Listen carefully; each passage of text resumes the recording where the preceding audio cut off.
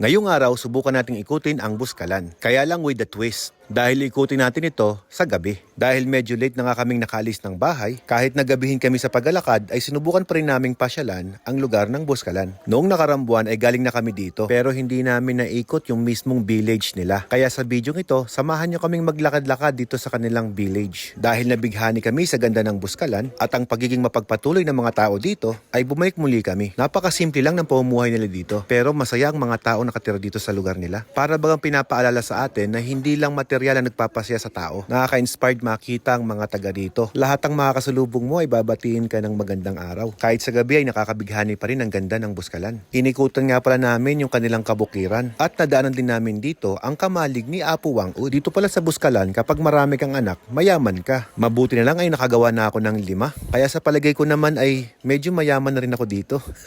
Magpapadagdag kami dito ng tattoo para naman hindi